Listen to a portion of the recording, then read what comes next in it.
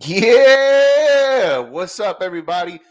Welcome to another episode of the Jca Sports podcast here on the John Konavi Facebook page, also on the Star Six Media Facebook page, and also on all our social media platforms: YouTube, Twitter, Twitch, and make sure you follow us on all our social media platforms, including Instagram and TikTok. And also hit the little bell next to the John Konavi or the Star Six Media Facebook page to get notified when all our episodes are live, not just ours, but the EAFP, Sports Trip Live, Big League Chicago, and the many other podcasts that we have under the Star Six Media brand. My buddy Jose Contreras is here with me today, along with Eric Avila. This is the What's JCA going Sports on? podcast. We have a lot to talk about today. Obviously, the NFL playoffs. We have the AFC and the NFC Championship game on Sunday. We're going to choose our winners from who's going to go to the Super Bowl. We have baseball talk, which is rare, but we have it, and we're going to give that to you today as well. And also, we're going to end off with the Chicago Bulls. And man, oh man, Jose, yesterday, geez, that's all I have to say until our show later on for today. So stay tuned for what we have to talk about our Chicago Bulls. But let's get to it, Jose. First of all, how are you, my friend? I'm good, man. Always exciting. Excited to do another show here for you guys. Last show was a success. We want to do another one for you guys today. We got some good topics. So yeah, let's get into it, Eric. Yeah, for sure. And as always, guys, you are more than welcome to join us on our conversation, whether if it's on the comments or you can also join us on the link, like our boy who already pops up right there. CP, man, wait, where's John? Damn, I gotta do it. we we've already Yeah, I discussed mean, hey, this. This man. is the JCACP.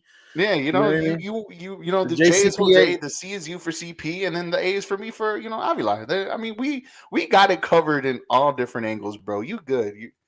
Like I said, you could join us on the comments like CP, or the link is right there provided for you guys, just for you guys to join us as well, whether you show your face or not. It don't matter. But we want you to join our conversation today. And let's start it off, Jose. In the AFC and NFC title games are this week. Over the weekend, we've seen some games that were kind of interesting. Very interesting for sure. In the NFC, it's all good. I heard that too. For the NFC title game, obviously we had the Cowboys and the 49ers, which was the kind of like the marquee matchup for this weekend. Let's go there too as well. Excuse me. It was a very defensive game, and whoever came out, offensively, you thought was going to win this game, and obviously there was no offense provided, but Purdy did enough, to get the over the hump for the 49ers, man. Are the 49ers the real deal in the NFC? Hell yeah, 100%. The foreigners are the real deal. Um, that shouldn't take away anything away from the Eagles. The Eagles are just as good, if not greater. The 49ers are not to be slept on. The 49ers are a team that we gotta definitely believe that they can win. You know what? If there's anything about this year's playoffs, and I'm not just saying, and I'm not saying this because I don't want this to get misconstrued. I don't want you guys to think that I don't feel like last year's playoffs were the teams that were in it I didn't believe in, but I just feel like these four teams that are still in it are meant to be in it. Like these are the best four teams in my eyes in the NFL: the Eagles, the Niners on the NFC side, and the Bengals and the Chiefs on the AFC side. And you can make that face all you want, but the Bills lost to the Bengals. The Bills were not as good as the Bengals were this year. The Bengals were a better team. They were consistent all year long, and they deserve to be where they're at. And I really do believe these four teams deserve to be where they're at. And as far as the 49ers go, to answer your question, they're legit. And any one of these four teams, Eric, could win the Super Bowl this year. That's what I'm saying. Like, I don't know if I can say that in years prior. I feel like any one of these teams could literally win it all, and that's how good they are. No, yeah, absolutely, man. Yeah, and that's a fair take. I agree with you on that part. All four teams are in the AFC title game or in the conference championship deserve to be there, right? All four of the best teams, number one, number two against number one and number two. And you can't deny that. You're absolutely right on that part. I mean, BCB just showed up on the right time. It's Purdy time still in San Francisco. And he was right. I mean, he did better than his counterpart in Dak Prescott, man. And to be honest, it's another storyline for the Dallas Cowboys once again to just come up short in the biggest moments in this game. Look, the defense, it was a defensive game through and through on both sides of the ball. Let's get that straight.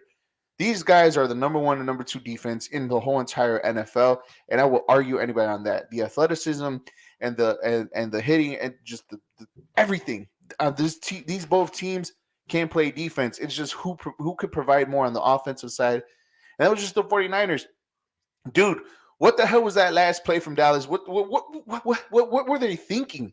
Putting Zeke Elliott right there, getting ran over by like two guys that are like three times his size, just for a pass that went what? Help me out here. 7 yards, 8 yards of a pass? Yeah, that was ridiculous. I mean, the Cowboys were losing that game regardless. I really don't believe they would have made it down the end zone even if they made a pass. That was going to be the last game that last play regardless of that game.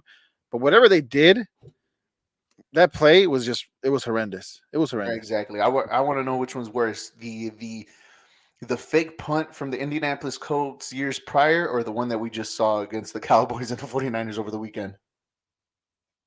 Oh, I don't know, man. That's a tough one, but they're both definitely up there for sure. Nah, I think the 40, just because of the magnitude of the game between the Niners and the Cowboys, I think that'll give the edge to the Cowboys for sure. Sticking to the NFC, we're gonna stick to it. Obviously, it was a game of talent disparity. I mean, the Eagles just rolled over the Giants. It was no contest whatsoever. You knew who were the best team was in that end by a quarter mile and country mile, should I say? Not even a quarter, a country mile. The Eagles proved why they're the number one team in the NFC. They proved it. You thought it was going to be a tighter game simply because it was another divisional matchup. No, not even close. The Giants, it was just an impressive season from the New York Giants, a team that nobody thought would be in their position that they were on Sunday. Give credit to the J Ball. He got this team ready to go, got this team prepared, and he got them to where this team, with the lack of talent, could have gone far, man. So, Eagles and 49ers, the best defense to me against the 49ers easily, against the best offense in the Philadelphia Eagles. Jose, Jose, Yes. who do you have in this matchup? Make a claim for both teams. In the Eagles 49ers. Oof. I look, man, this is hard. It's hard to pick any one of these two games. It really is because I truly believe any one of these teams can win it all. But if I was a betting man, and I am a betting man, Eric, if I had to choose, I want to say this year is finally the 49ers' year. I just feel like they've always were Nice. knocking on that doorstep. Always they were always the bridesmaid, never the bride. Always making it to the conference championship game and always falling short. I feel like this could be their year. But with that being said, it's hard for me to go against the Eagles, another team that's been consistent all year long, literally the best team in the NFC all year long. And I always say this: the quarterback position is the most important position in sports. And although Brock Purdy has been doing his thing, he has been very consistent since starting. I did this last week. BCB. Last week I picked the Cowboys because I felt Brock Purdy wasn't ready. That was definitely the worst choice, right? It definitely was. And I just feel like I'm doing the same thing this time. I feel like I trust Jalen Hurts a lot more than I do Brock Purdy. Maybe I'm wrong here. Maybe I'm wrong here. I mean, Um, if you go talent per talent on each side, obviously running back is probably the most where it's the biggest 49ers. disparity. The You know, 49ers. Yeah. Miles Sanders or Christian McCaffrey, right? Well, it's not just Christian McCaffrey. You still have Debo who could be a running back. But he's just a playmaker all around. Exactly, but I mean, in position wise, I mean, AJ Brown or or like you just said, Debo Samuel. Who would you take? It's man, it's so tough. It's It's so tough, tough. right? Even the number two wide receivers from Devonta Smith. I mean, maybe it's a little bit more of a disparity on that one. On number two from Devonta Smith and Brandon Ayuk. I mean, who would you choose talent wise? And then they have two great tight ends in And two Dallas great tight Goddard ends and and Kittle and Goddard. Goddard. You It's know, it's just and defense and both defenses have stars play. That's what I'm saying. the Eagles led the leagues in It's sacks. I can't choose. It's so hard. It's just it's hard. I mean, this If I choose the 49ers, I feel like I'm doing the Eagles a disservice, and I choose the Eagles, I feel like I'm doing the 49ers a disservice. I don't know who to pick. and you know what? That's just probably like the best recipe for a great game overall because you Yeah, had the two best teams in the conference and the NFC going out against each other, right? To yeah, a point where like you can make a case against the Eagles and you won't be wrong, just like you can make a case for the 49ers and you won't be wrong. It just comes down to the quarterback. And BCB just shows up and Purdy time BCB. for the last What does 8. BCB mean, Derek? Oh, you man, hey man, my man's gifted not only just on the football field. I can tell you Okay. that part. Okay. Um, but no, it just you just see it like Jalen Hurts and Purdy just their storylines is just completely different, right? Third round draft pick to Mr. Irrelevant, but I mean, you just got to give kudos to Kyle Shanahan and putting the guy in the right situation. Now, granted, he has the talent around him for just like, hey man, just don't mess up, right? Don't mess Right. up. You have the talent around you. Go to your first or second read. Just do the simple things simple, right? But it just makes him look so effective every single time he touches the field. And it just, oh man, you're right. It's tough to choose between the both of them. But if I would put some type of money, right, and on this game, I would lean a little bit towards the 49ers. Simply because, like you just said, they're the best team. They deserve it. Bridesmaid never been the bride, and I think this year they'll probably be the bride. As we Yeah. head into the comments, our boy Jordan, what's up, man? He said, just saying, I've been here for 2 seasons screaming Joe Shiesty for president. It's true. He was one of them. He was on that bandwagon too. Is what we're about to get into the Bengals right now. And our boy Isaiah, what's up, Isaiah? What's going on, man? Thank you guys for tuning in and watching. Just guys, make sure you always put a little like, put a little love, a little mad face, a little a care, or it doesn't matter. Just show us and also share us on your Facebook page. Just to get involved with everybody else too as well. Whoever's interested in sports. So, Jose, you say you got the 49ers. I got the 49ers. I think this is the conference where we're going to have a little bit of difference in the AFC title game between the Chiefs and the Bengals. Now, you said the Bengals dismantled the Buffalo Bills in their game on Sunday. Was it Sunday or Saturday? I don't remember. But just dismantled the Bills.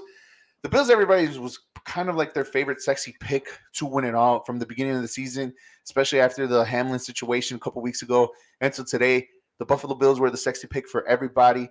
Everybody just shut out the Bengals after that. And in Kansas City, took care of business against the Jaguars in a tight game, though. It was a very good competitive game towards the very end, but Yeah. better talent, better team overall won the matchup over the weekend. Now we have the game in Kansas City on Sunday, man. Chiefs Bengals. I know who you're going for. Give them a case why. Yeah, look, this was not so hard for me to choose only because of who I'm a fan of and who and everyone. And if you watch the show regularly, you know I'm a fan of Joe Burrow, just like my boy Jordan.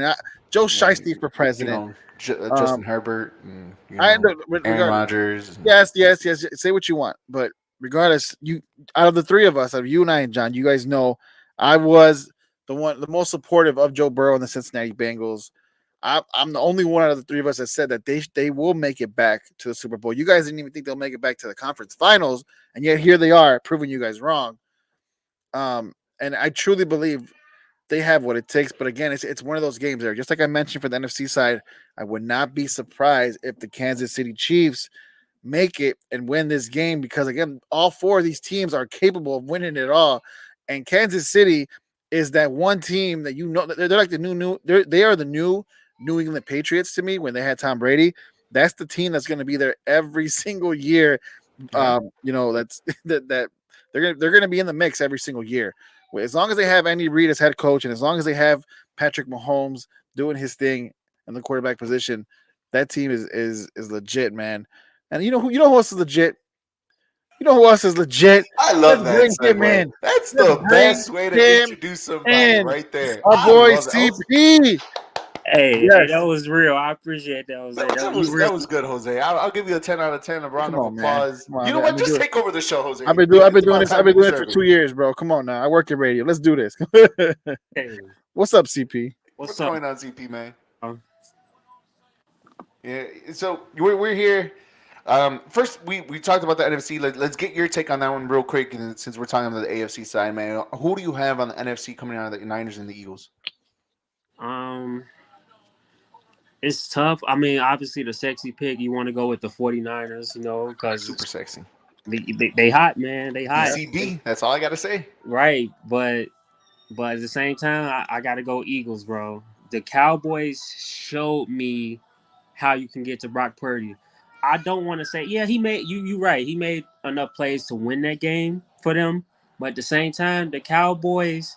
had every opportunity except they had Dak Prescott running the helm.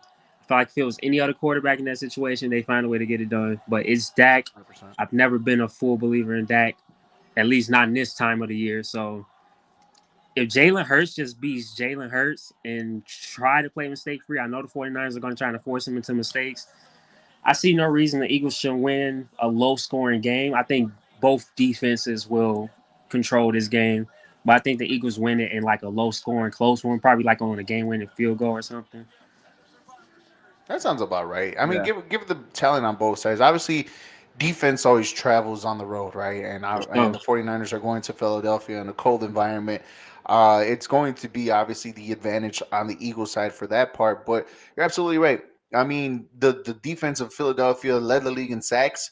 And you're right. The most athletic team in the Dallas Cowboys defensively throughout the whole entire league. I say that because athletically they really are. Yeah. Um, they proved it. They gave you the blueprint on how to defend Brock Purdy. And when you have the number one team that leads in sacks coming in and trying to disrupt that, the talent that the 49ers have, I mean, hey, it's possible. But you're Yeah. right. This game has stars all around, has good teams all around, and it's hard to choose. But I And mean, yeah, hey, you can't go wrong. Yeah, Parsons and Lawrence made him uncomfortable the whole game. the whole Like entire game. he Yeah, like and he came alive. He didn't come alive until the fourth quarter, really. But I mean, obviously Jalen Hurts is better than Brock Purdy, so I want to see what he can do against that 49er defense, and I'm excited to see it. yeah, same. I think both games are going to be exciting, right? And Jose just picked the Cincinnati Bengals to go back to the Super Bowl for back-to-back years. That hasn't been done, and I don't even know how long a team that lost the Super Bowl is going back. Has it been the Bills? Has it been the Bills in the '90s since the last time a team that lost the Super Bowl went back to the went back? I know. I don't know. I don't. We'll pull up that I'm stat in a pretty bit. sure. We'll pull up that stat in a bit. What I do know is that the Bengals and the Bills are one of the two teams that haven't won a Super Bowl. They're one of the This is two true. teams that have been there multiple times and haven't won. So whoever won that game last week, to me, I was going to root for them all because I want to see them win. But of course, I love the Bengals. Joe Burrow's my guy. So I want to see it happen. It should have happened last year. It didn't. Should I want have. to see it happen this year. And the other, uh, I mean, I know you got the Bengals. CP, who do you have, the Chiefs or the Bengals in this one? Well, me being a Kansas City native, obviously I got to go for my Chiefs, but at the same time, I am like so scared of the Bengals right now. Like, first of all, they got the Chiefs number 3-0 against Mahomes, right? Yeah, 4-0 overall against the top two quarterbacks in the AFC, and Allen and Mahomes.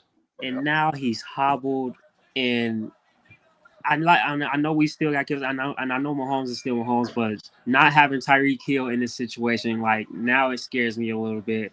We got away with it against the Jaguars a little bit because Trevor Lawrence, he's still young, he's still growing, you know.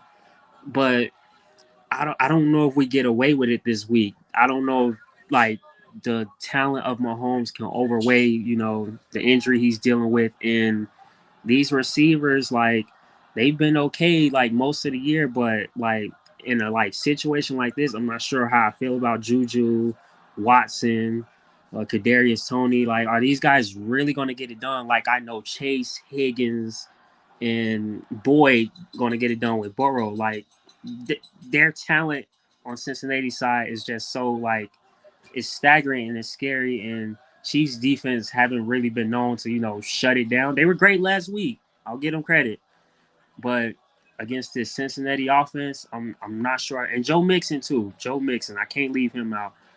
I'm scared right now. Obviously, I'm going for the Chiefs, but I'm scared right now. It would not shock me if the Bengals beat the Chiefs this weekend. I mean, last week I should have put my money on the Bengals on that video of Joe Burrow. I don't know who he threw that ball to, but when he threw it, turned around just in a very slow motion video. I mean, that video that popped up, I was like, "Ooh, yeah, the Bengals should win this one." And I should have That put was the money on easiest it, bet ever. huh? That was the easiest bet ever. Oh, I know, You right? got to But this follow the one's a little bit trend. more difficult, and it's funny, and it's funny you say that too because I think this is the first time in Patrick Mahomes' career in the playoffs where he's actually the underdog at home, right? Right. He's the underdog at home against the Cincinnati Bengals simply because you could put many different aspects, right? the injuries are probably the biggest factor, right? The injuries, obviously, the total's not that much. I think it was 1.5 the last time I checked before coming on here on DraftKings, right? Um, but he's an underdog. Last year, Cincinnati went in there and took over the Chiefs and won it, right? You see it. The defensively, they're not really up there. Jordan's in here. First things first. Ooh, Uncle Day Day. He said, "My guys, miss chiming with y'all fellas. I mean, you could always, you're always welcome anytime, man. All The link right, is we on miss here you if you want to too, join us." Deontay. Exactly, Uncle Deontay, Uncle Day Day. Jordan on here says if the Bucks pass rush on if the Bengals pass rush on the Chiefs like they did the Bills, they will win. Chiefs secondary about to eat, about to be lunch meat, and also Jordan goes on. Whoever comes out of the AFC, Wow. in his opinion, is So the going to odds win the are Super Bowl. even right now with the Bengals and the Chiefs. Yeah, what website or what are you on right now? I'm FanDuel, because I looking know at FanDuel has them like at a pick 'em. yeah, FanDuel has that's what FanDuel has them as. Yeah, FanDuel has in a pick 'em. I on DraftKings I have Chiefs 1.5. Just a point and a half. I mean, that's how close it really is. Yeah, that's all. Yeah, Because this game just literally has just everything in it. Two young quarterbacks, two great teams. Everybody, beginning of the year, what would the Kansas City Chiefs be like without Tyreek Hill? Well, I mean, they're the number one team in the AFC for a reason, right? It right. really didn't really miss out on anything. No offbeat, no nothing. And you got probably one of the hottest teams in the AFC with the Bengals who went there last year, so they know. And plus, they beat the Chiefs. Like I said earlier, they beat the Chiefs in Kansas City. So you're right, man. If there's another perfect opportunity, and last year I know I said this, and I'm already eating my words for it. Last year I said, the Bengals will not be back anytime soon in a Super Bowl or an AFC title game. Well, guess what? I'm wrong already. Oh, They're already you in the AFC title game you myself. said that? I said that. Yeah. Oh man, I I mean, knew they'd be back. I just didn't think it would be this year, like this, like same. I didn't think so yeah, either. And just the way how this team was playing, like they got hot at the right time in November, and they won. I think they won every single game. And the game that got canceled between them and the Bills, I yeah. mean, the Cincinnati Bengals had a lead on the road. Was it That's on the road? that No, they were game. at home. That They were at home. little They were at piece home. of game is literally why I had picked the Bengals to beat the Bills. Just like how they came out in this game, how everybody was. You heard about everybody buying the tickets to the neutral site game already. You know how that's the biggest slap in the face to a team. You never do that to a hungry team like the Bengals. Everybody buying those tickets, and there were a lot of tickets. So I looked at the amount. It was a lot of tickets sold to that neutral site game already. And that was the biggest slap in the face to the Bengals, I felt like, considering how hot they were. And Yeah, nobody like, gave him a shot. when's the last time the Bengals even lost? October, November. If that, I don't know. I gotta see their schedule. Their last loss came on Halloween against the Browns. Yeah, there you go. Against the Browns, huh? Yeah, we're in the new year. Yeah, I mean, it's two hottest teams in there. Jordan says, "What do you guys think about Michael Parsons' tweet about 3 or 4 starting quarterbacks being on rookie contracts?" I mean, look, it is what it is, right? I mean, Patrick Mahomes is probably the only one that got paid. Obviously, Joe Burrow is still in his rookie deal. Oh, Burrow's Who else getting is in paid. this? Purdy, Trevor Lawrence. It's just the way of the new NFL, right?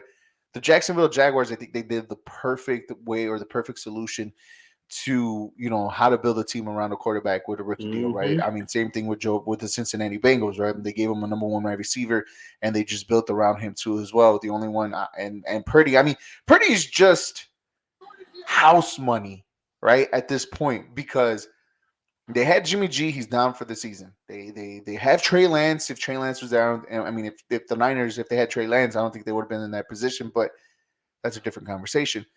But they have Trey Lance, who is still on his rookie deal. Purdy is just house money. Eventually, down the line, right? It just depends on what quarterback you really believe in, and the Dallas Cowboys really believe in Dak Prescott. It's just the way of the business now. Is just what can that quarterback still be producing after he gets paid? And obviously, the Dallas Cowboys have been very unsuccessful in multiple years and have multiple letdowns with the same core group of guys, Dak Prescott and the helm, and also Zeke Elliott and the running back. They go more towards Tony Pollard. And I think that after the game, I think I heard that Zeke wanted to take a pay cut because he still wants to stay in Dallas. But even then, so He it's just knows he deserves a pay cut. Like really, how right, he's been running this whole year. right. It's just shown that getting the quarterback position is so key, and just because you have a what do you think of Dak Prescott?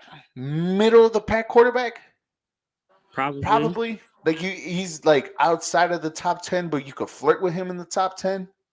I mean, not everybody is solidified at that position, so you kind of automatically got to put him there because Right, right. he performs. You know, he performs okay. He just doesn't get it done for you when you really need him When you to. really need him He'll to. get you through a season and get you to the playoffs. Yeah, that's great. But once you get to the playoffs, it's like, yeah, okay, thanks, Dak.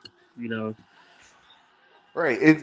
And so you're right. You have to get that that position right in this league because that's how obviously that's how you win the the titles, or that's how you make it successful, make it far in the NFL. and It's just people forget. go ahead. Oh my bad. People forget the Bengals won like 1 or 2 games a few years ago. Yeah, And all yeah, it takes is that number one pick. You get your guy, you get your quarterback, and it's so simple. The Cincinnati has made it look so simple. You get your guy with that top pick and you build around him. But I don't know. People make it seem so complicated, I guess. And Steve Smith, the former wide receiver for the Carolina Panthers, he said something earlier that caught me. He said scouts are lazy. You look at Brock Purdy and you look at Zach Wilson. These scouts aren't really looking at these guys. They're looking at the colleges they go to, and they're looking at the teams that they play, but they're not really truly paying attention to the quarterback's talent. And you see Brock Purdy from Iowa State, last pick of the draft, and then you look at Zach Wilson, the second pick in the draft. Like the way it looks, you would think they would have switched places, right? yeah. Yeah, it's embarrassing, and like these scouts, they got to do better. Like No, for sure. a lot of these guys shouldn't have went ahead of Justin Fields. Exactly right. Mac Jones is one of them. Trey Lance is another one. I said coming out of that draft, right, and obviously because we were in that time, we are looking for a quarterback. There was only two quarterbacks for me. It was Trevor Lawrence and also Justin Fields. That's it. Plain and simple. And guess They were what? 1-2 for a while. Right. It's proven. Look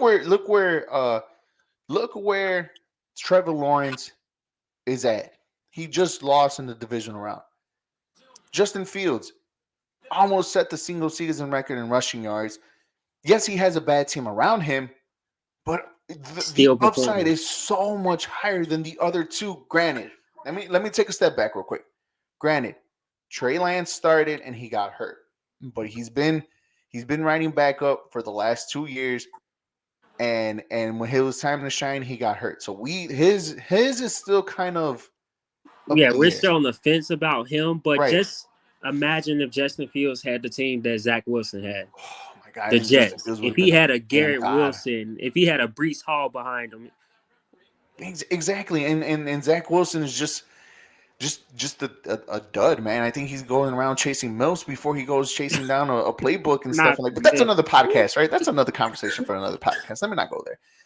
But Michael Parsons does have a legitimate shot. I mean, I don't even remember the last time that the Dallas Cowboys even drafted a quarterback. I don't even remember the last time outside of Andy Dalton, who is the backup to the Dallas Cowboys. It's like Dak Prescott, and then what? Oh, Cooper Rush. How can I forget Cooper Rush? You know what I mean? And Right, but it actually just drafting. it was mainly more like you're obligated to play Dak Prescott simply because you pay the man, right? And obviously Dak Prescott does give you the better chance to win.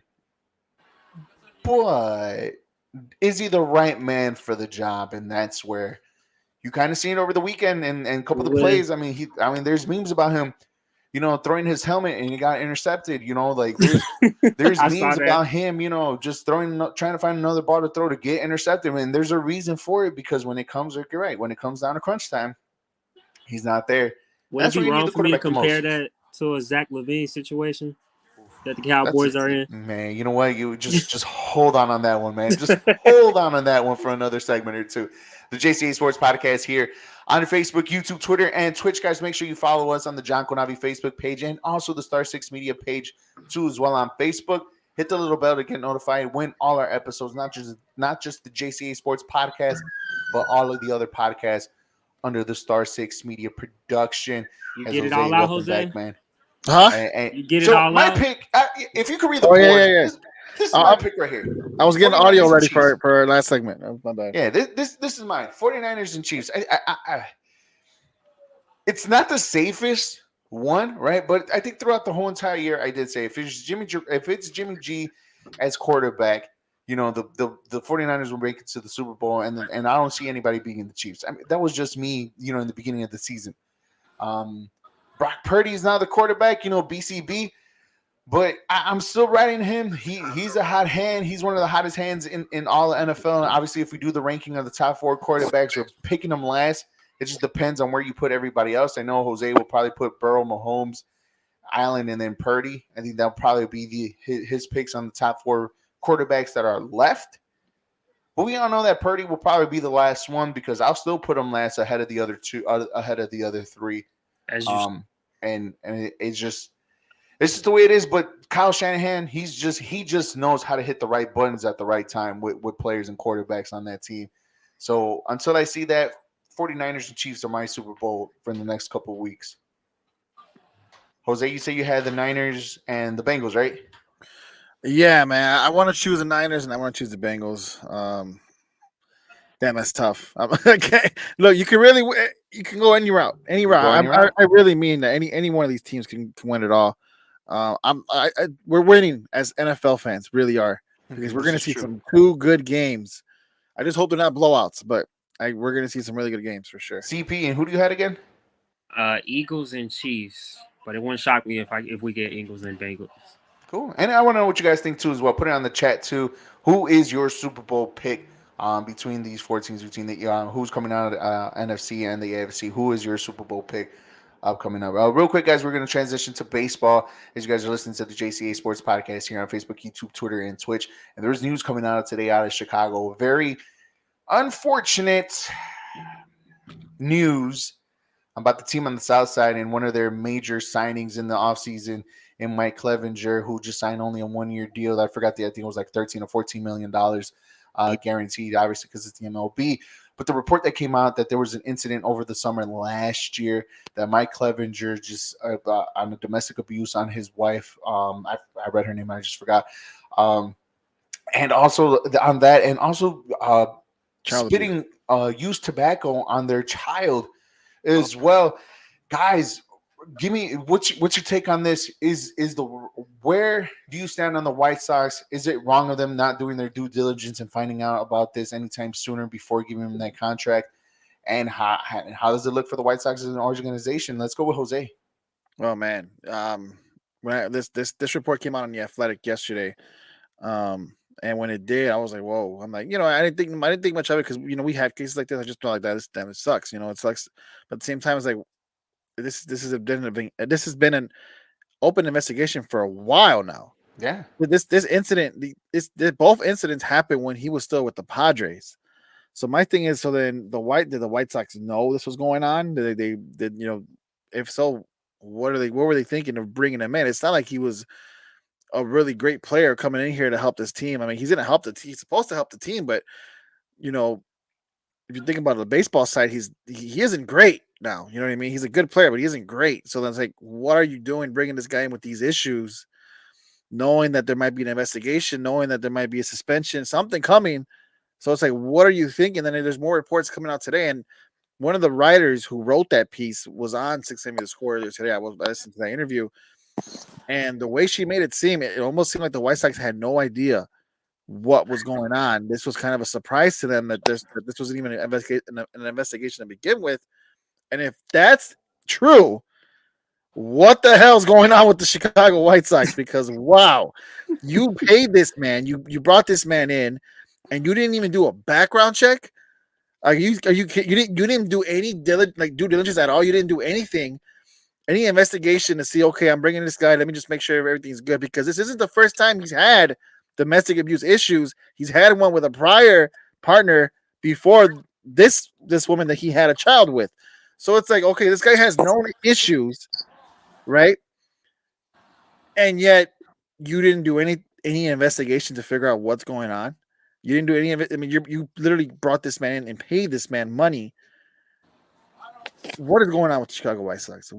Like you would think, well, if any of us wanted to buy a house tomorrow, we would have probably a worse or a lot more tougher background check than this guy did with the Chicago White Sox. Let's be honest here.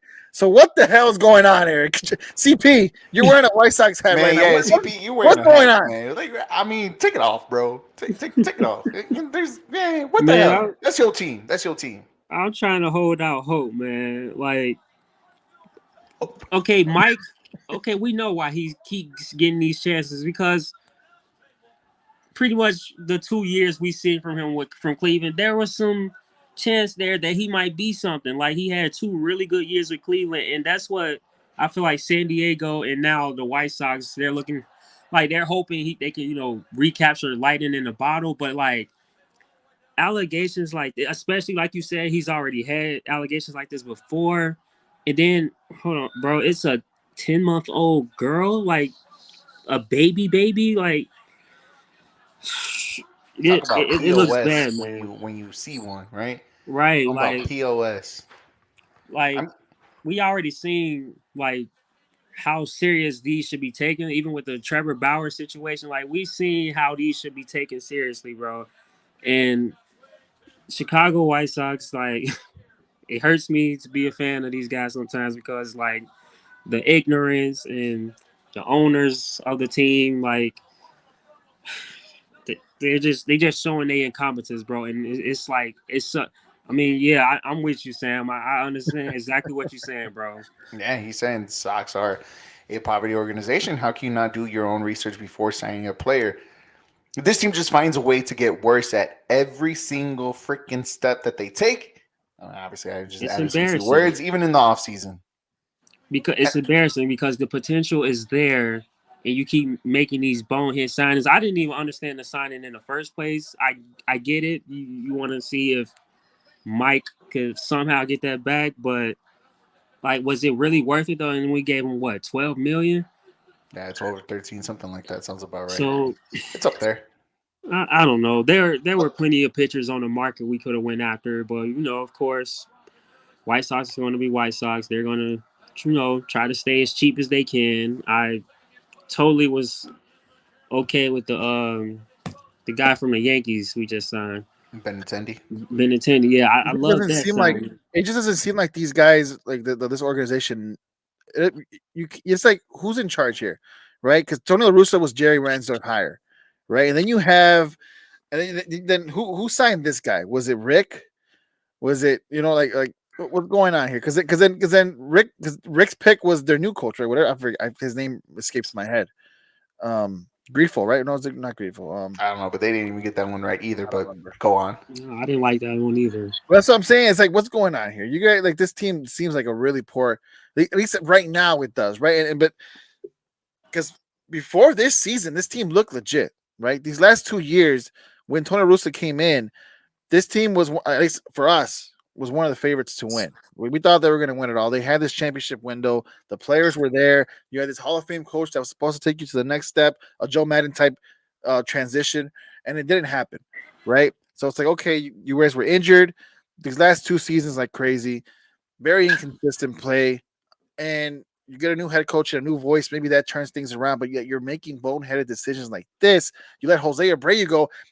Jose Abreu was your core guy. He was the heart and soul of that team. He was like the Anthony Rizzo to the 2016 Cubs, somebody who's been through the BS, been through the rebuild, first baseman guy that everybody loved. Eric, shut up. That going into that, supposed to be a great year, right? He was, let's be honest, that's what he was supposed to be, that glue guy, and he hightailed it out of here. If that doesn't tell you that this team may be going in the opposite direction from a winning organization, I don't know what does. because he went to a real winning organization in Houston. So I don't know. That's just me. I think it was more of the White Sox didn't want him back more than he wanted to leave. I don't know, man. You take that. Why the White Sox already knew that they wanted to move forward with Andrew Vaughn as their first baseman. They want to go young. I mean, Abreu had a great year batting average wise, but the power was down. You can see the age is starting to show. So I kind of understand the move of moving on from him. Like, I mean, how old is Jose now? He's in his high 30s, right? 35 or 36, something like I that. think he's still productive though. I mean, if Yeah, you I know, mean, he yeah, should he'll be be good. productive for Houston, but the White Sox are trying to go younger, and I kind of get that move. But it all goes back to Jerry, bro. I'm just not happy with Jerry as the owner of the Bulls or the White Sox, bro. Yeah, Like, that's if true. you, I wish he would sell both teams, but hey, this is what we're going to be dealing with as long as he's the owner. And look, we thought the same thing about the Bears, right? We were saying the same thing about the McCaskies and the Bears. They need to sell the team, and I legit thought that. I might still think that if this regime doesn't work out, right? But I guess you got to give it time to see what works. And right now, it's not working for either team. You're right, CP, 100%. It's not working at all. I'm still trying to wrap my head around that Anthony Rizzo was the heart and soul of the 2016 Cubs, and He was. If he wasn't, who no, He was? was. no. Who was? We all Eric. know that it was John Lester, and Eric. it John was David Lester. Ross. Man. Eric, Come on, Eric, guys, John, Eric, come on. Eric. Look, If John we're not Anthony talking Rizzo. production, Eric, we're talking about as far as I leadership. get that, That but was he's the heart Rizzo's and soul of locker the room, team. Eric. No, No, That was he's the Rizzo's heart and soul locker of the room. team, and Don't Anthony start. Rizzo wasn't the Do heart and soul not of the start team. It this. was no, Lester come on, and Do it man. not. was David Ross. That was not David Ross's or John Lester's locker Oh room. That no! was Anthony Rizzo's The moment that John Lester came, locker room. everybody had a hold. Yes, Anthony Come Rizzo on, man. was the one that kept it light and kept it young and kept it No. hip and kept it No, going no, and no, everything no, like no, that. But no, we no, all no. know that everybody rallied around David Ross and John Rizzo Lester in was that whole there thing. for the good, the bad, and the Yes, ugly, that was man. his I team. get that part. I get yes. And that's The why I one thing say that he you was said that the was right heart that and he was there. soul. Yes, I get that. But He that's was why I there feel for the like, good. He was there for the come on, super man. ugly, for the 100 losses, and he was there for winning the World Series. I get that He part. was That the part heart and you're soul of that absolutely team, right. Eric. He was the heart and soul of that team, Eric. Come on. But I Let's be honest. honestly know David How Ross is is the it John reason why Lester that he was though? the How is heart it? and soul of It's that team. not It John wasn't John Lester, though. Lester. It wasn't John Lester. Oh my god, yes it John was. Lester was the best Why? pitcher we had on the squad, but he wasn't. But that wasn't the best. Come on, man. Don't Oh do that, no, come Eric. on, man. Come on, We man. all know. We definitely John know that. Lester Come on, man. came And I in. know, and I get it. Rizzo kept it light. He kept it lighthearted, bro. He did. He really did. I love Rizzo. I really do. Rizzo. I cried. I really cried when Rizzo got traded. Okay, I'll Right, give and you you that didn't part. cry when John Lester left. You didn't cry when Right. you didn't cry when David Ross Because Rizzo retired. meant so much You more. didn't But cry, honestly, at that but you point, This cried for man got Rizzo. it was Why? David Ross Because and he John was Lester the heart that and carried on soul. that team. No, this man got sandwiches all over Chicago named after him, thank you, bro. Sam. He did. Thank He you, did. Sam. He did No, have Sam. sandwiches Sam's going also all a over him. Cubs fan. Heart and soul of the 2016 Cubs was Anthony Rizzo, bar none. Come on, Eric. You know this, man. There's a reason why you only cried when he left and not Lester and not Right. David Ross. Lester You was can't be just a saying great piece, man. right. Those are good leaders, It but was they weren't John the heart Lackey and too. soul. It's a John different Lackey being. was up in there too. It Come was on, man. Jason Hayward in that speech. There were so many different Oh guys there. no. It was Anthony Rizzo. Chris Bryant in MVP year. Nah, but no. It was Lackey, bro. Lackey and David Ross. That's all we got. But anyways, we digress from that conversation because I honestly, you guys know how I feel about the White Sox. They're a pathetic ass organization here on the South Side, and they're just a waste of space down over here on the South Side, bro. It really is. And I only say that with because to be honest, no matter what they do, they're still going to be irrelevant no matter what in the city of Chicago when it comes to baseball. I said that, and I say that wholeheartedly. I know there's a lot of Southside fans. I know there's a lot of Sox fans here and there and that listen to us and watch us and stuff like that. But that's just my personal take because honestly, they've been no less than mediocre in the way it be. Look, their window was wide open when they did all of this, right? And as quickly it was that one window that stayed open and then shut by itself real quick that had no little stands on. That's how that window operated for the Chicago White Sox, right? I took the bite of that freaking apple last year, and I said the White Sox were going to be in the World Series last year. Hell, I like to give myself a pat on the back because I feel like I just gave them a curse, and they just performed very weakly last year too as well. So I'm gonna give myself a pat on the back on that one, right? But I too felt I did fell for that trap. I thought that they were going to be the team. They did it last year. They were just going to take that next step. And in all reality, man, this team just was just not right. There were so many holes in this team. I said what I needed to say. This team doesn't do anything right at all. They just struck lightning in 1 year in 05, and haven't done anything since. They're probably one playoff appearance, 2, 3 years later down the road, and haven't been to the playoffs other than the 60-game regular season and then up until last year too as well. You can't say Look, the Cubs though. no, the Sox. It was supposed to be the dynasty after 16. What happened? Yeah, I no, mean, you're hey, right. No, look, look, they both. still went to the playoffs the year after in the NLC championship, NLCS championship series. They went to the year after that. They still competed. There was holes there too, but at least Okay, hold somewhat on. they were consistent Hold compared on, to hold the on, hold on, hold '05 on. and So look, yeah, yes, the championship winner, CP is 100% right. Like the White Sox had this championship window that's still technically open, right? Because you still have a lot of the great players on the team. You're right. It's just a lot smaller than it was 2 years ago, right? But it's still open. The Cubs also had a championship window that was supposed to last years. yeah, However, if we're comparing this championship window supposedly from the White Sox and the actual championship window that the Cubs had, it was a the, success. the, the Cubs was more of a success because they have that ring, and and what, two NLCSs in within. Look, So nobody gave them a shot in 15. 15 was just an anomaly year. They won 100 games and they still ended up being in the wild card matchup as the last representative of the NL League that year. They went to the Pittsburgh, they beat Pittsburgh. They played against the Cardinals, they beat the Cardinals, right? They got swept against the best pitching matchup in the Mets. That we guarantee they were a step ahead. 16 was guaranteed that it was a World Series or bust that year. 17, we kind of took a step back, but they at least got it to the NLCS, where it's hard to do, right? It's hard to do that. Obviously, the Dodgers do it with ease because they have the money and they've been to like 19 straight and only been to one World Series and one of the World Series when it was only 60 games. But I digress from that conversation too as well.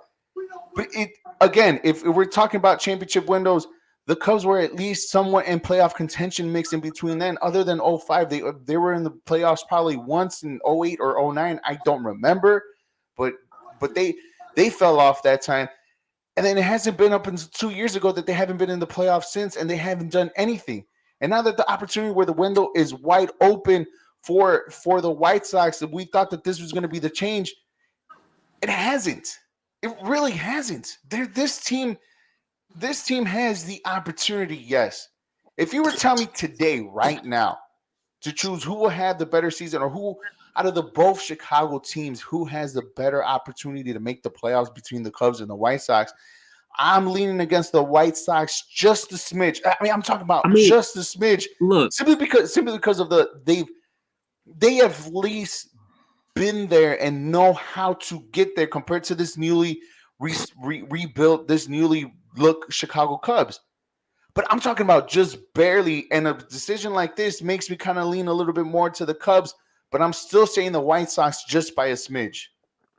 I don't disagree with y'all that obviously the championship window of the Cubs was way better. I mean, the Sox haven't. I mean, come on, they haven't got out of a division series yet. Like in the Cubs, like you said, They haven't even won more than one game. exactly World Series title. Two straight NLCS is like I get that. The Cubs championship window was much better. I'm just saying, like the gap between where the Sox were and where the Cubs were, it's like it's not as bad as Cubs fans seem to make it. Like, yes, the Cubs management is a lot more better run than the White Sox. Everybody knows that right now. Like the White Sox is run by teenagers right now, but like let's Or an let's old not man, but make it seem whatever. like the gap is just so like bad. Like both teams could use a pick me up. Like both teams need to improve. I think if this year is another dud year for the White Sox, if you guys make the playoffs, cool. But if you don't get out the first round, or if you don't make the playoffs, I could see a scenario where maybe there's a turnover. Maybe there's Blow turnover. it up. Yeah, Blow it maybe up you again. blow it up. Maybe there's turnover with the organization. Maybe Reinsdorf is like, okay, we need some new guys to run this organization. I wouldn't be surprised. And if that's the case, then you're almost, I don't know if the new guys come in and blow it up or they just retool or whatever, because you still have core pieces, two core guys that can get something done. I just think it's the leadership role. I think it's the GM, the president. I think those two guys really need to look in the mirror and figure out what the hell they're doing here, because it's not a good look. And with the Yeah. way Cleveland improved and how young their players are and Yeah. what they did last year, I can't count on the White Sox to automatically say, yeah, they're in one of the worst divisions in baseball. Like they got to take this. No, Cleveland looked great last year. I'm not counting on White Sox to easily win that division. Yeah, even then, and whatever you get from the Twins in the Correa situation, right? I mean, that's another Right. opportunity. I mean, another team too. That's another bump in the road for the White Sox, man. But honestly, it just it's part of, and I think I said this a while ago. I'm not sure how we phrase this question, but I think the White Sox is probably kind of like the one of the most biggest collapse of organization in recent years for what the Okay, team that they built. I don't know about the biggest collab. You're overselling it here. We all know you hate the White Sox, but Right. I'm stating you're facts definitely here, bro. overselling. Like I don't see anything that. I don't know it's the biggest, right? But it is, and it's not even a collapse just yet. Because again, they're still good enough to make the playoffs and maybe make some noise in the playoffs this year. Let's see. Let's just see what this new coach can do. Right? It's not done. This team is still a legit contender. Yeah, I mean, They just got to show it. they just need to stay healthy, and I don't think Yeah, anyone yeah. if they get hurt, who else is up? You know what I mean? Like this team just lacks depth in all around areas where the holes that they still need to fix this offseason that they kind of really didn't really fix. But I mean, I don't know. I I maybe mean, I'm seeing it wrong because of my blinders of the hatred for the White yeah, Sox, you Yeah. but really do. I, Yeah, Yeah. I, That, I that's all. also do see yeah. like That's when it all that comes to is. actual baseball talk, like there's still holes in this team that they didn't fix in this offseason. Yes. There's Yes. still You're right. and yet here we are. Here we are saying that we're still giving them a chance simply because it's a team that's been there and done that. Like I'm even saying it myself. So it's just I mean, Sam brings up a good point here. The Sox have no farm system. If they blow it up after this season, they're screwed for another couple of years, especially if they won't spend like we know they won't. yeah, and that's the thing. And I've always I even said it too. I told John, this team needs a Bryce Harper. This team needs to trade for a Juan Soto. This team needs to try to do their best for a Manny Machado. And yet those guys You have know that been won't happen. representing in other teams well. Look, Bryce Harper took the Phillies to the World Series. Juan Soto and Manny Machado took the Padres to a NLCS. You know what I mean? And like those are the type of players that the White Sox need to make a big splash. They still got And, Tatis coming from back from suspension. that trade though, that's a trade. That trade Don't even bring it up. that Don't trade could even bring possibly it up. be up there as one of the worst trades in Chicago sports history. Don't even start, man. It's bad. I mean, yeah, one of the there's a couple It's of up them. there. But It's it's up top there. 5 for sure. It's up there, definitely. But We'll see, right? Because they're in a bad spot. they're in a Um, bad spot for real. but remember, everything can be everything can work out as long as they start winning, right? Winning cures everything. So if they come into this season, I still think they have a good enough squad to make it to the They do. playoffs. Right. Right. They do. So The talent is yeah, there. yeah, It's whether they can put it together long enough to exactly. get something going. Right. And And that's the the front biggest problem office that has we to get haven't some stuff seen. done. The Yeah, front office has to bring in some guys, whether it's through trade, whatever you got to do, you got to do your due diligence, right? At least on the roster side, and get some guys in here because you're right, Eric. There are some holes that need to be filled for sure. What are the two factors with the Bulls and the White Sox? What is the two things they have in common? Like we just said. and Yeah. that's a perfect segue if you guys are listening here to the Jca Sports Podcast here on Facebook, Twitter, YouTube, and Twitch. Guys, make sure you follow the John Konavi Facebook page along with the Star 6 Media Facebook page too as well to get notified when all our podcasts are on live. Not just our podcast, but all the other podcasts that are on the Star 6 Media brand. Make sure you guys hit the little bell and always like and share all of our shows. And like always, like Sam, like like CP, like him joining us, Sam joining us, Deontay joining us earlier, Isaiah, all of us. You guys are more than welcome to hop on and put a comment on here or join us like CP is now. Woo! Don't even get me started. Here we go. This is what we're talking about. Talk about disaster, right? Talk about Disaster. mediocre. Talk about horrible. Talk about another Jerry Reinsdorf Embarrassment. owned team in the Chicago Bulls. Last night was just embarrassing of a loss that it could get for the Chicago Bulls. They had a 16-point lead before halftime. They were playing great team basketball in the first half, like they have been the last 3 games. They were coming off a 3-game winning streak, right? We saw what they did in Paris. We saw what this team is capable of. We know what this team is capable of against really good teams. It's when they get to teams like the Indiana Pacers, teams that should be beneath them, the teams that they should be better than, they take their foot off the gas or when frustration kicks in, you start to see an ugly side of basketball being played by this team. And this is where this clip comes in. Okay. This is where this clip comes in. Because look, I watched the game last night. I watched the post game last night. Mm-hmm. Our boy Will Purdue. And look, I have mixed feelings about Will Purdue. I feel like with that team with him, Kendall Gill, Jason Goff, I feel like he's the weak spot. You know, sometimes he's not there all that energetically, but the guy does know he is so smart when it comes to basketball. He does have knowledge, which is why he's there in the first place, right? Played with Jordan, the Bulls, we know this, blah blah blah.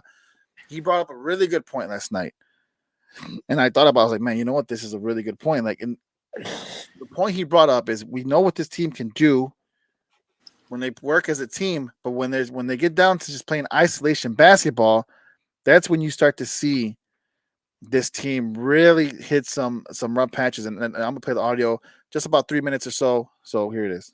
What are you talking about here? All right, so I don't know. I don't know if people want to go this route, but I am. Okay. Patrick Williams, did he not have 5 rebounds at half? I believe somewhere around there, yeah. And yeah. just do me a favor, keep the camera on the middle, okay? Now, I understand DeRozan had 33, okay? I understand DeRozan's going to be a Hall of Famer. But this is coming from a former player who, as Kendall talked about when they came right to us at the end of the game, somebody's got to step up, and they got to have another one of these Meetings. Not even meetings. I don't know. Conversations. If guys got to be, separated or whatever. But this is just, it's common sense. I mean, I kid you not. We talked about in the pregame how easy this game can be, okay? But let me point something out, okay? You're up 16 at half. Vooch has 12 points, 8 rebounds, 4 assists. Now, I understand he ended up with 20. But I'm not even going to go down the Vooch route anymore, okay? When you go from playing team basketball to isolation basketball, it affects everybody in the game, okay? I wasn't trying to throw Patrick Williams under the bus. I was trying to point out he had 5 rebounds at half, okay? He's halfway to 10. We're talking about he's got to rebound more. But then when you start playing isolation basketball, it affects Patrick Williams and his ability to rebound. Yeah, aggressiveness. Because now he's standing somewhere watching. Because what does he know? When it hits DeMar's hands, it might not come out. Now, if they double team, which they did, DeMar was giving it up because he had no choice. And then they were moving. But the problem is you start to isolate, and then Zach's like, wait a minute, I haven't touched the ball. So when I get the ball, you better damn well know what I'm going to do. 2 turnovers late because he tried to force the action. Okay? And then you talk about how it affects Io, and then it affects Kobe, and it's just... The team's not in motion. And then people want to say, well, DeMar's got to save us. Well, I hate to say this, but it's kind of because you went to isolation that you're in this spot in the first place. Right. All right. So, to save time, right? You get the gist.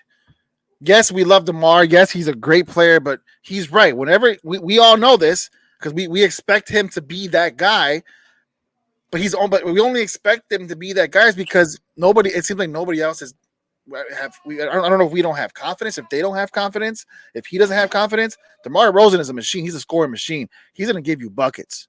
There's no 33 points last night. That's a given. He's their best player efficiently, right?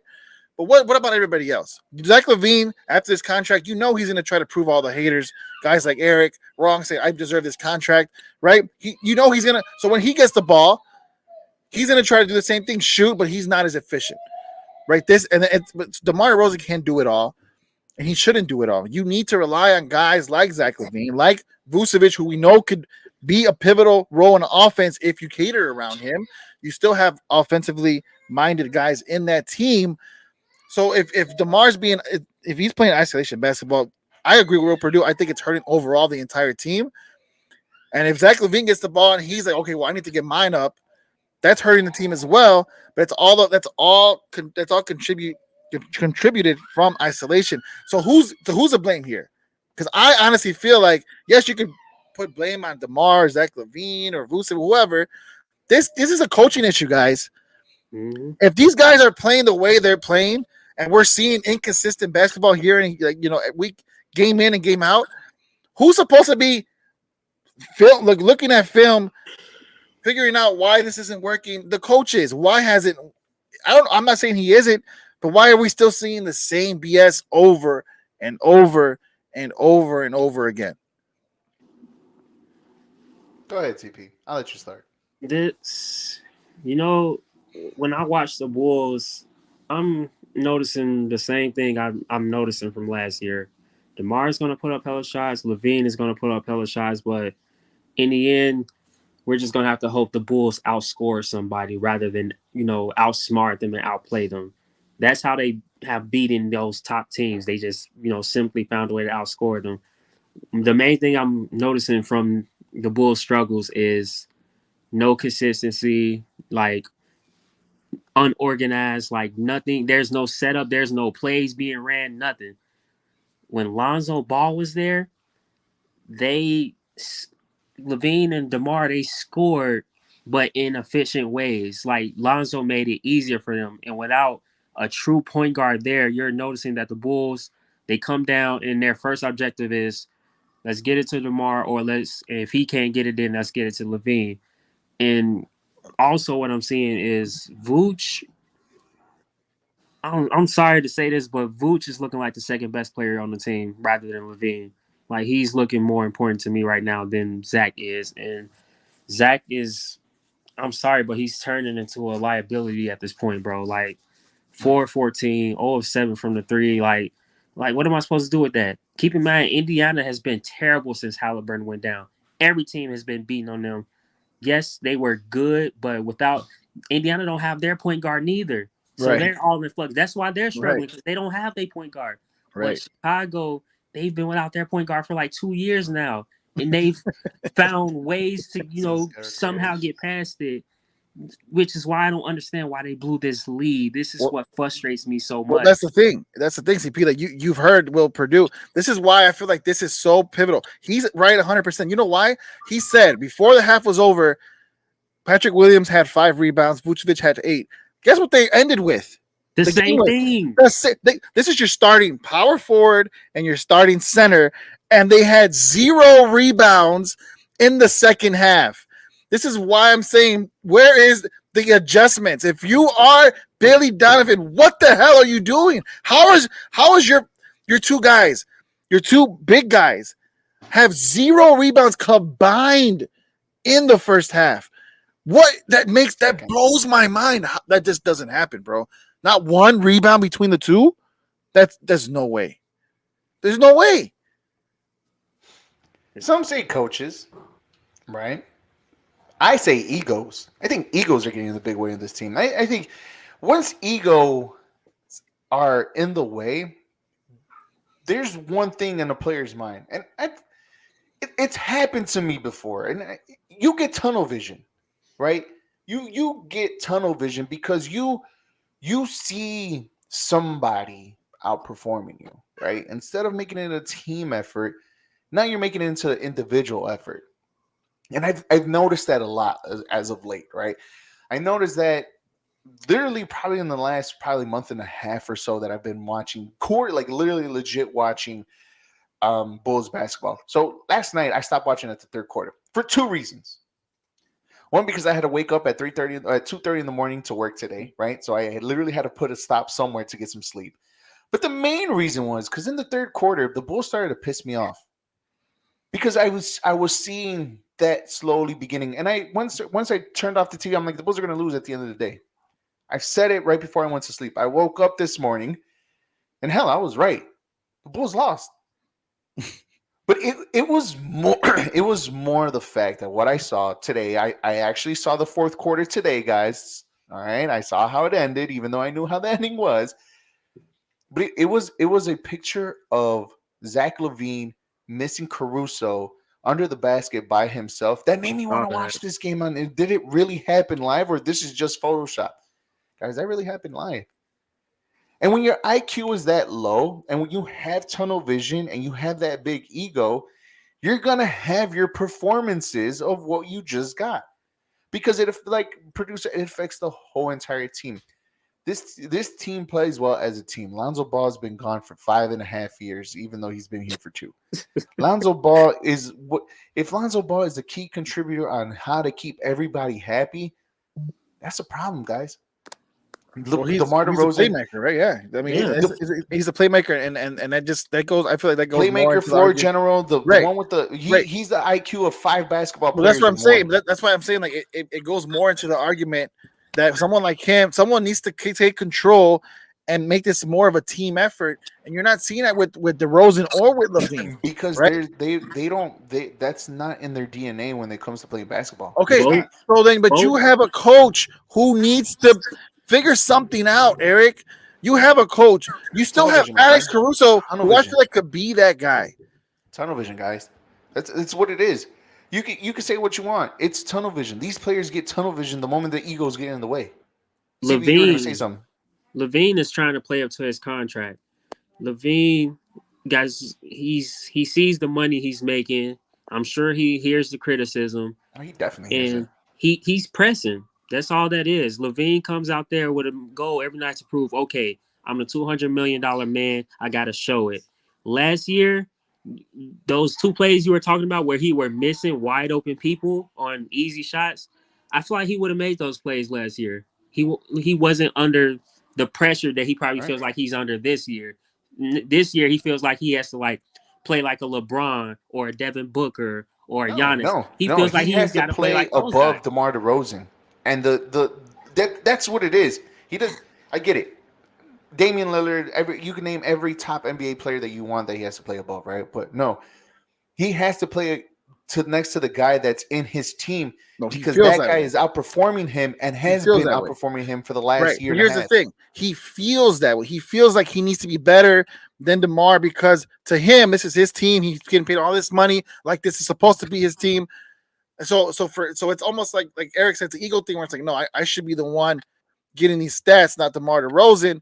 But my thing is like you don't have to be that guy. You could be the guy, you could be the Robin to DeMar's Batman and still and everybody and you would Not making $200 million. Not making You 200 can't. no, million, buddy. I'm I sorry. No, look, guys, look. I understand that, right? But again, let's be honest here, okay? If Zach LaVine was that guy, this team would still have the issues that they have because in order for no, think about it. Let's just switch roles. Let's just switch roles here. Let's just say Levine was DeMar and DeMar was Levine. No, Eric, stop. Let me finish. Let me just finish my point. Let's say Levine was DeMar was Levine, right? Let's say Levine was getting all the shots and all the stats that DeMar DeRozan is getting, but DeMar was still getting the same stats that Levine was getting. Right? It would still be the same issue. The only difference will be the only difference will be with the player. And that's the thing. This team is not playing consistency team basketball. It can't just be 2 guys. You have a power forward and a center who aren't getting rebounds. That's what they're supposed to be doing. They're the big guys. If they don't get rebounds in the second half, then your 2 core guys aren't going to be able to do a damn thing. They shot 0 threes in the second half. They only had 5 threes total in the entire game. That's the thing. Switch the player all you want. Let Levine be the guy who's getting all these points. That's not going to do anything different for this team if they're not playing team basketball. Jose, you're right though. I agree with you in that aspect. This is all about adjustment. Basketball is a game of adjustments. When you see things are starting not to go your way, do what worked for you in the first half that got you that 16-point lead. Exactly. Billy Donovan seems to let these players, like, once they build a lead, it's like he sort of starts to let them like do them and rather like go away from what got them their lead. And you're right. This is also a coaching issue. Yeah, I got my issues with Levine, but he's right, Eric. Like Billy Donovan has got to make the adjustment. but even then, right? We could blame. Everybody's to blame here, right? And from the organization up, you Yeah, can even blame AK and Eversley on this one too as well because they're the one that orchestrated this team, but also they were the ones that didn't do anything to make this team better in the offseason. They didn't do anything to actually come in and okay, if Lonzo's going to be out, we'll get That's what's his name was supposed to be. I always forget his name. What's his name? What's his name? Dragic? Yep. He was supposed to be that guy. He wasn't even supposed to be playing. He was supposed to be the backup. He's playing all these minutes, and there's no backup to him, right? Kobe White's not that player. Ayo Dosunmu's not that player. They're not the floor generals because they haven't been in the league for so long, and they don't even know what type of game do they have to be in the NBA, right?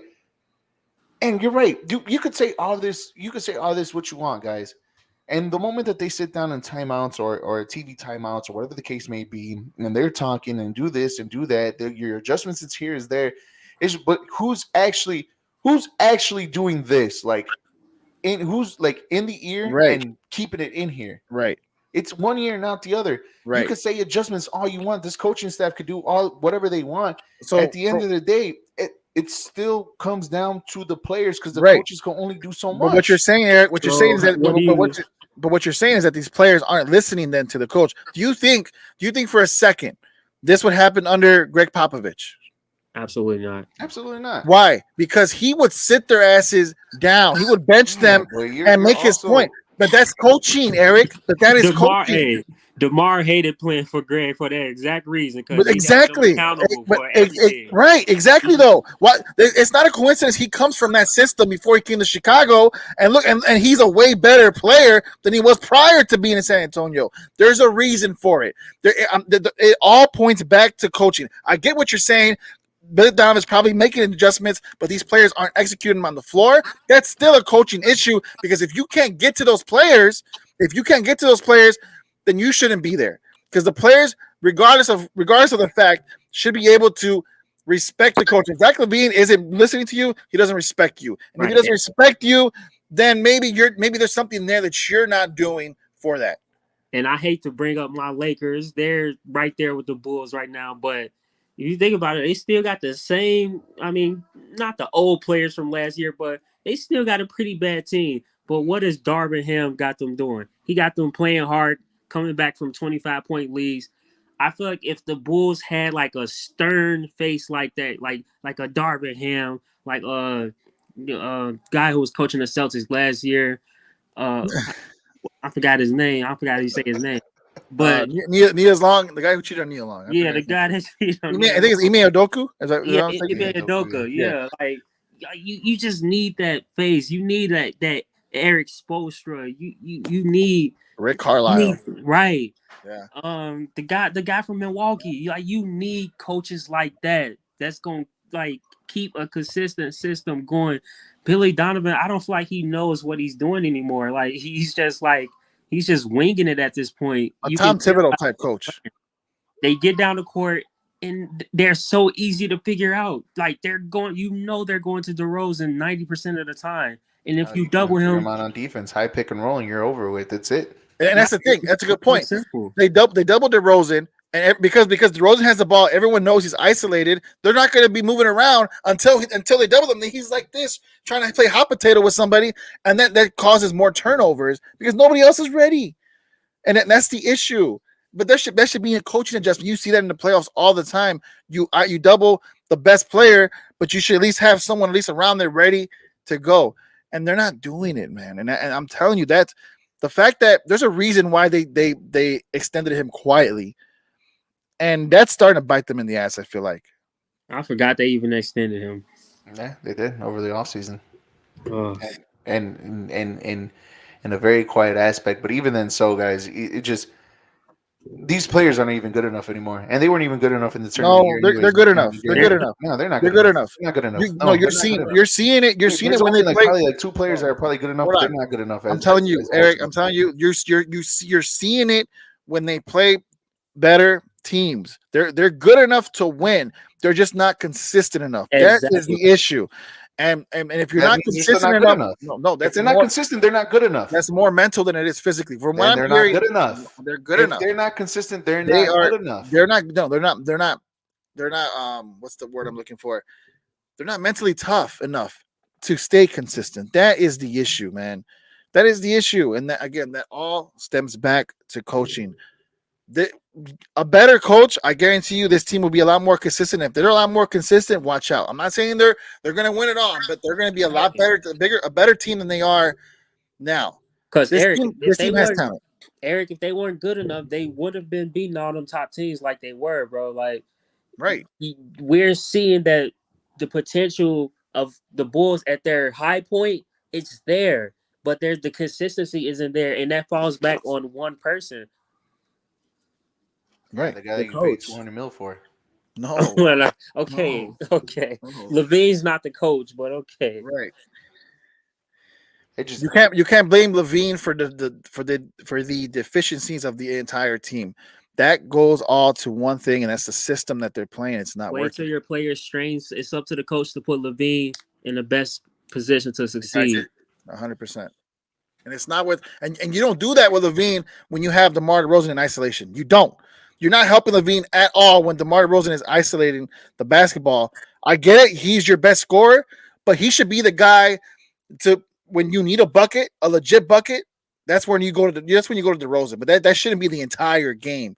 You need to put you need to put Levine in a better position, Vucevic in a better position, Caruso, Patrick Williams, all of them. But again, you have to be able to do it collectively, not just your three top guys here. Right. They are not KD and Kyrie. They can't just like score over anybody every possession. You've got to play to their strengths and put them in a better position to win.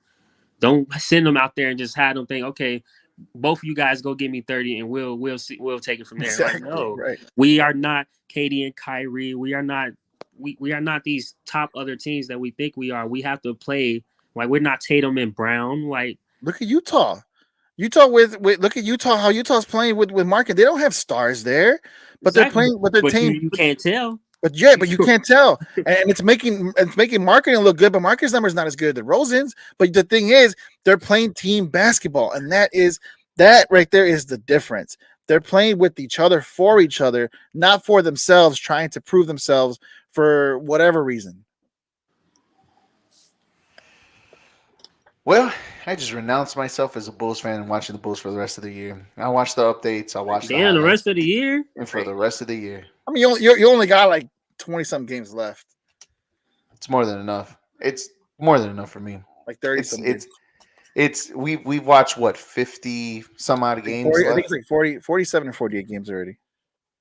and it's the same story. It's the same hula. And then next week we're blaming this player. Next week we're blaming the coach. Next week we're blaming this. And at the end of I the day, never blame Levine. You know me. Every week I've been consistent. I've said it's been the coach from the start. I'm critical of Levine, but I'm not putting all the blame on him. I can't do that. That wouldn't be fair. and we know it starts from the top, boys. It starts from the top. What's going on with the White Sox is also happening with the Bulls, guys. That's always, and we've been saying it for basically in all our teams here in Chicago, from the Bears to the Cubs with the Ricketts. So you think the key is trading Levine? Like that's what you see in the future? It's not gonna change anything if you bring in somebody who's just as good coming in or better coming in, and you still have team issues. You still have chemistry issues. It's not gonna fix anything.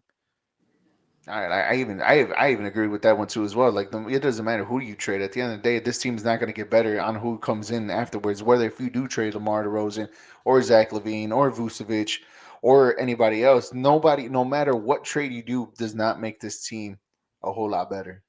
And it's just the point of where it's called two words, guys: basketball hell. The JCA Sports Podcast here on Facebook, YouTube, Twitter, and Twitch. We'd like to thank CP as always for hopping on. Thank you to Sam. Boy. Thank you to Deontay. Yeah. Thank you to who else? Isaiah and Jordan for hopping up on the comments too as well. Thank you for everybody that also watched and showed up and watching us too as well. We'll be on every single week. The JCA Sports Podcast on Wednesday. Guys, make sure you follow the John Konabi Facebook page and also the Star 6 Media Facebook page too as well. Hit the little bell to get notified when all our episodes. Change that Facebook caption too. Say what again? Yeah, that JCA caption you got in Facebook, you might as well change it at this point, bro. Jose, CP. Hey, facts. We're gonna CP's JCA, man. CPA. I mean, like I said, it still be JCA. I'm gonna do a DX kind of you know how they spray paint. So I'm like the DX. I'm gonna put the P right there. You know what I mean? After the T, right before the N. Just raw. Just watch in between the C and the A. Just hell yeah. Yep. I like it. I like it. CP as always, man. thank you for hopping on. Thank you for joining us. And you're welcome every single time, bro. Hell You're yeah. honorary member. Yeah, actually, matter of fact, you official the member. I'm You still official. honorary Oos. That's crazy. It's no more. It's no more. It's no more honorary. You official now. Nah, you official. You ain't John Sami is now Zayn, the bro. honorary member. You here ain't this Sami year. Zayn. You official. Hell yeah, that's how we're gonna do it. But thank you guys for watching, listening to us.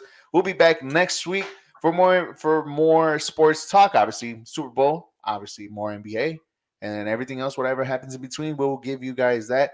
Royal Rumble on Saturday, huh, Jose? Oh yeah, that is Sunday. Yes. The Who do you guys Royal have Rumble. winning the Royal Rumble?